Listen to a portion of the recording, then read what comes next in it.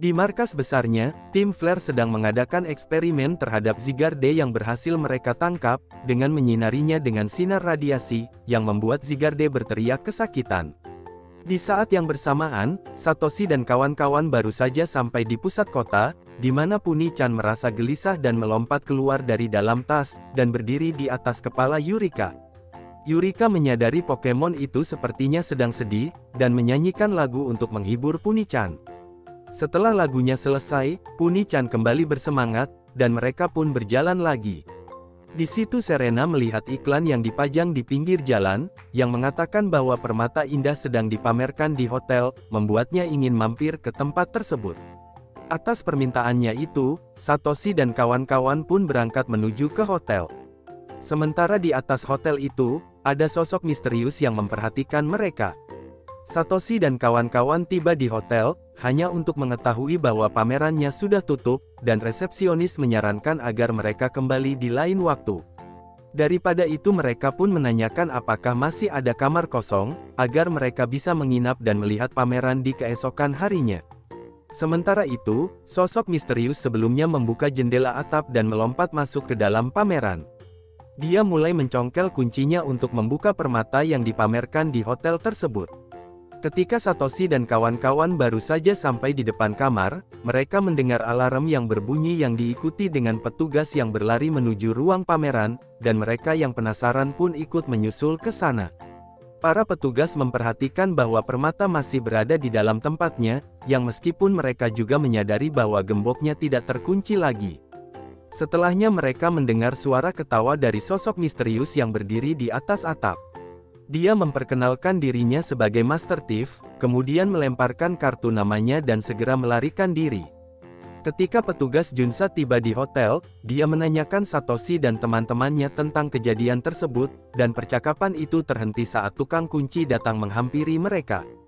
Petugas Junsa mengungkapkan bahwa meskipun Master Thief selalu berhasil membuka gembok yang diciptakan oleh Edo, tapi dia selalu saja gagal mencuri barang berharga apapun.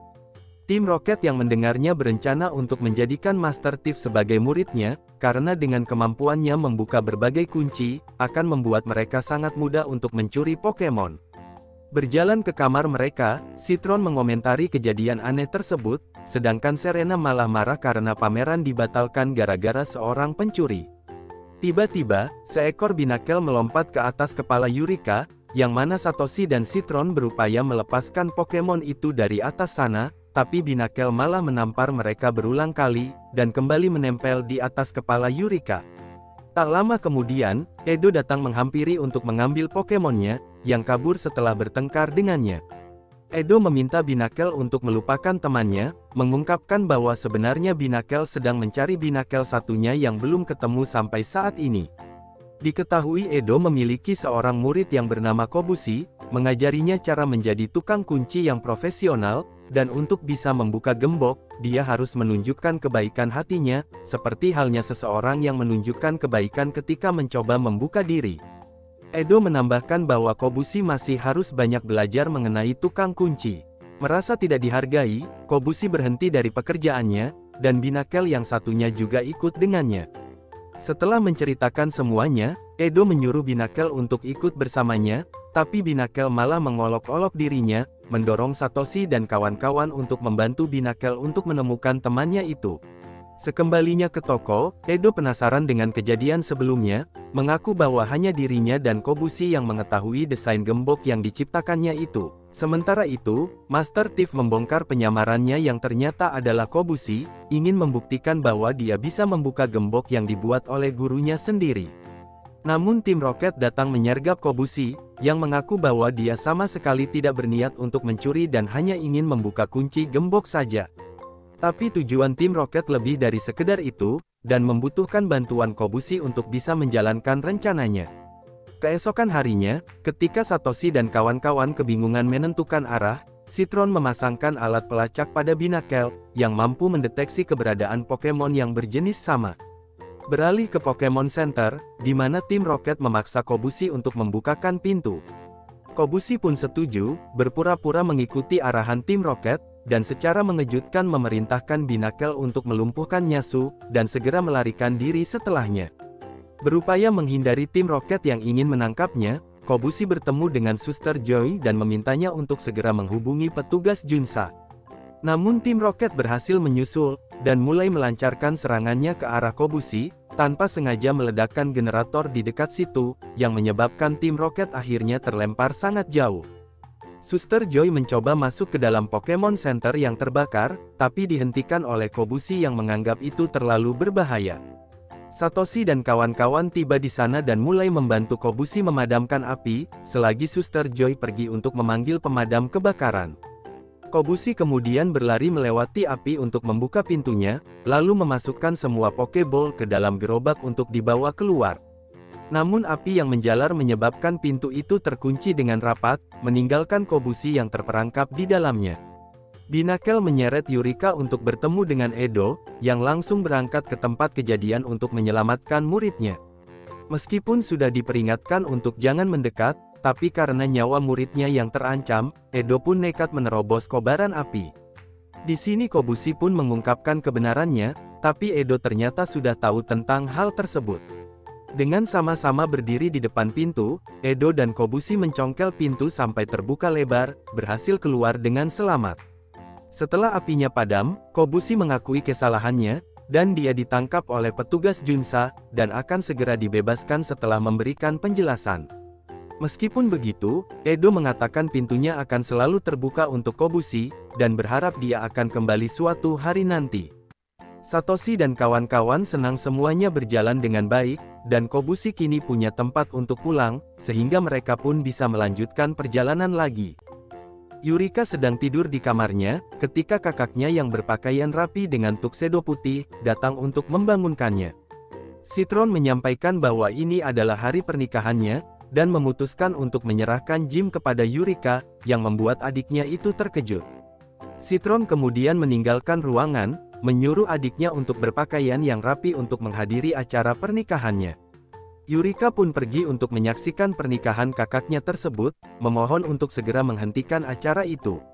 Namun Yurika tiba-tiba terbangun dari tidurnya, menyadari bahwa itu hanyalah mimpi buruk, kembali melanjutkan tidurnya lagi. Saat yang lainnya sedang sarapan, Yurika menceritakan mimpinya kepada Serena, yang mulai menakut-nakuti karena katanya mimpi bisa saja menjadi kenyataan. Namun melihat penemuan Citron yang meledak, Yurika menyadari bahwa hal semacam ini tidak mungkin akan terjadi pada kakaknya. Ketika para Pokemon sedang bermain bola, umpan lambung dari Chespin membuat bola terlempar ke semak-semak, dan Bunnelby pergi untuk mengambilnya, di mana dia bertemu Buniri yang memegang bola tersebut, dan segera mengembalikannya sambil tersipu malu. Satoshi dan kawan-kawan memperhatikan mereka, dan menyadari bahwa Buniri nampaknya suka dengan Bunnelby. Tak lama kemudian, trainer Buniri datang menghampiri mereka, berterima kasih kepada Satoshi dan kawan-kawan yang telah menemukan Pokemonnya. Seperti biasa, Yurika meminta gadis tersebut untuk menjadi pasangan kakaknya, dan Citron yang malu segera menarik adiknya ke belakang. Gadis itu kemudian memperkenalkan dirinya adalah Lilia, mengaku tertarik dengan penawaran itu, karena kebetulan dia juga sedang mencari pasangan. Lilia memuji lengan Aipom yang dibuat sendiri oleh Citron, membuat Yurika semakin kebingungan karena sebelumnya tidak pernah ada yang menyukai kakaknya. Akhirnya mereka pun bersantai di pinggir danau, di mana Lilia memberitahukan bahwa ayahnya bekerja di perusahaan elektronik terkenal, Orangix, yang membuat Citron bersemangat karena dia mengenal perusahaan itu. Tapi Lilia lebih tertarik dengan lengan Aipom yang diciptakan oleh Citron dibandingkan robot perusahaannya, dan Satoshi menambahkan bahwa Citron juga bisa membuat robot. Sedangkan Yurika yang kesal malah menjelek-jelekkan kakaknya sendiri. Setelah menunjukkan beberapa penemuan yang dimilikinya, akhirnya Lilia mengungkapkan alasannya mencari pasangan adalah agar orang itu bisa mengambil alih perusahaan ayahnya, dan Citron adalah orang yang paling tepat. Seketika Yurika mulai membayangkan mimpi buruknya perlahan-lahan menjadi kenyataan, di mana kakaknya akan menikah dengan Lilia, meninggalkannya sendirian untuk mengurus Jim. Yurika yang panik menyuruh Serena untuk mencubit mimpinya agar segera bangun dari mimpi buruk ini. Tapi ternyata ini bukanlah mimpi, melainkan kenyataan. Selagi Citron mulai menunjukkan penemuan barunya kepada Lilia, adiknya mulai mengeluh karena minta diperhatikan juga. Sementara itu, Chespin dan Pancam sedikit cemburu melihat Banelby dan Buniri yang sedang berpacaran, sehingga mereka pun mulai mengganggunya, tapi dengan cepat dilumpuhkan oleh Buniri yang merasa terganggu dengan kehadiran mereka berdua. Pada saat itu, tim Rocket juga sedang memperhatikan Pokemon-Pokemon tersebut, yang mana Musashi ingin menangkap Buniri untuk meningkatkan kecantikan dan pesonanya. Ketika Citron menghidangkan makanan untuk Lilia, dan mendapatkan pujian karena masakannya yang lezat, Yurika mulai membayangkan apa jadinya jika kakaknya benar-benar menikah dengan Lilia. Melihat Yurika yang kesal, Dedenne langsung menyetrum Lilia sampai gosong. Citron langsung memarahi Dedenne yang nakal, tapi Yurika nampaknya malah senang dengan tindakan Dedenne, dan diam-diam berterima kasih kepadanya. Ketika Banelby dan Buniri berjalan-jalan, Chespin dan Pancam terlihat semakin kesal. Di sini Lilia pun mengajak Citron untuk berjalan-jalan juga, yang dianggap Yurika sangat menyebalkan, dan berharap seharusnya dia tidak menggoda Lilia di awal-awal tadi. Serena pun kembali mengingatkan untuk jangan sekali-kali meremehkan bunga mimpi. Dalam perjalanan mereka, Banelby dan Buniri merasakan adanya bahaya, yang diikuti dengan jebakan tim Rocket yang aktif di bawahnya, membuat Lilia dan Banelby terperosok masuk ke dalam lubang. Citron dan Buniri pun menarik mereka keluar lubang, mengajaknya untuk kembali ke perkemahan saja. Sekembalinya dari berjalan-jalan, Yurika yang semakin kesal dengan kedekatan Lilia dan kakaknya, dia pun mengajak Lilia untuk pergi sebentar. Di sini Yurika mencoba membujuk Lilia untuk tidak memilih Citron sebagai pasangannya, mengatakan bahwa kakaknya itu sangat ceroboh dan juga penakut. Belum lagi dengan kebiasaan kakaknya yang aneh, di mana Citron suka tidur dengan dililit oleh Arbok. Namun Lilia menanggapi semuanya dengan positif, bahwa ada sesuatu yang ingin dicapai oleh Citron dengan melalui semua kegiatan tersebut. Yurika semakin kesal ketika Lilia memutuskan untuk ikut berpergian bersama teman-temannya, mencegah sebisa mungkin agar kakaknya jangan terlalu dekat dengan gadis itu. Namun sesaat kemudian, mereka jatuh ke dalam lubang yang telah dipersiapkan oleh tim Rocket, dan mereka juga berhasil menangkap Banelby dan Buniri. Chespin dan Pancam berusaha menyelamatkan temannya, tapi sayangnya tidak mampu menjangkaunya, memberikan kesempatan bagi tim Rocket untuk melarikan diri. Citron kemudian mengeluarkan alat pelacak, yang menggunakan pemancar dalam perban yang dipasang pada Banelby, untuk membantu melacak keberadaan tim Rocket. Setelah menemukan tim Rocket, Satoshi dan Citron pun langsung bertarung melawan mereka.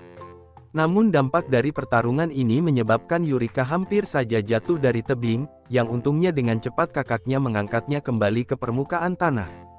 Yurika merasa bersalah dengan lengan Aipom yang rusak, tapi Citron menenangkan adiknya bahwa dia bisa membuat yang baru lagi. Satoshi kemudian memerintahkan Pikachu Iron Tail untuk membebaskan Banelby dan Buniri, lalu melancarkan Thunderbolt untuk meledakkan tim Rocket. Pada sore harinya, Lilia mengucapkan selamat tinggal kepada mereka, menyatakan bahwa dia masih belum layak untuk memikirkan pasangan, dan harus fokus untuk hal yang lebih penting terlebih dahulu, meminta Yurika untuk menjaga kakaknya itu. Keesokan harinya, Citron akhirnya berhasil memperbaiki lengan Aipom. Tapi adiknya menemukan satu baut yang berceceran di tanah, sehingga perangkat yang belum sepenuhnya diperbaiki tersebut, akhirnya meledak lagi. Dari sini Yurika menyimpulkan bahwa Citron yang ceroboh memang membutuhkan pasangan, sehingga Yurika langsung melamar gadis yang kebetulan lewat di dekatnya, dan Citron sudah berulang kali untuk jangan mengatakan hal tersebut.